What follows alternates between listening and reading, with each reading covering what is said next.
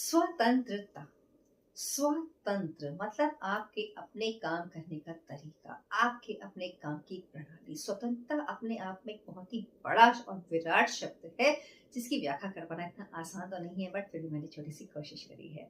स्वतंत्रता हम सबका कहते हैं जन्म सिद्ध अधिकार है। हर किसी को स्वतंत्रता चाहिए। भगवान श्री कृष्ण ने भी गीता में कहा है कि स्वधर्म का पालन करना बहुत जरूरी है। अपने स्वधर्म में रहिए, चाहे आप उस धर्म का पालन करते करते अगर नष्ट भी जाते हैं तो कोई बात नहीं। स्वधर्म बहुत बड़ी बात होती है। अब आप देखते हैं कि हम एक छोटा सा पेड़ लगाते हैं, है ना? जब वो पेड़ ग्रो करने लग जाता है तो उसमें फल फूल भी आने लग जाते हैं। अब आप उसके फ्रूट्स को खाते हैं, एक फल लीजिए, उसके बाद कुछ समय बाद दूसरा फ्रूट लीजिए, तो आप देखेंगे दोनों में बड़ा फर्क है।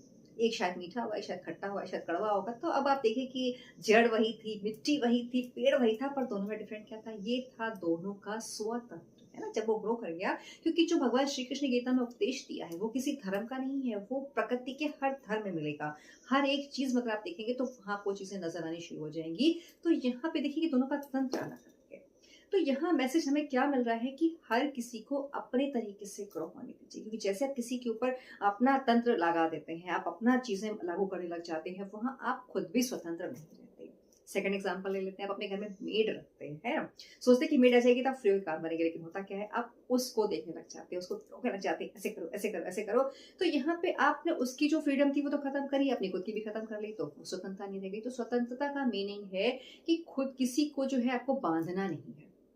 अगर आप किसी को बांधेंगे तो आप खुद भी उसमें बंध जाएंगे। दूसरा कहेंगे कि आपको इतना ऊपर जाना है, इतना ग्रो करना है स्वतंत्रता में, कि आप किसी के गुलाम ना बने, आप अपनी आदतों के गुलाम ना बने। जब आपके थॉट्स अगर हम ले लें तो थॉट्स के इंसान गुलाम रहता है ना, अपने विचारों में फंसा रहता है। अपने विचारों को बड़ा कीजिए, शुद्ध कीजिए, पॉजिटिव कीजिए, उसे बाहर जाने दीजिए। एक कमरे में आपको हम बंद कर दें तो कितनी घुटन होगी। ऐसा आपके थॉट्स बहुत छोटे होंगे, अपने बारे में आप नेगेटिव सोचेंगे, अच्छा नहीं सोचेंगे, तो आप उसी में बंद के रह जाएंगे, है ना?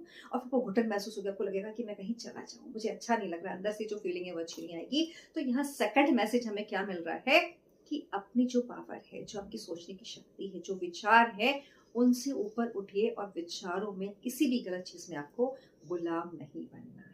जब आप इन दो चीजों से ऊपर जाते हैं तो तीसरी होती है आपकी आत्मा की शक्ति, वो बढ़ती है। और जब आप इन सब चीजों से परे चले जाते हैं, तब कहीं जाके आपकी ग्रोथ शुरू होती है। Happy independence day.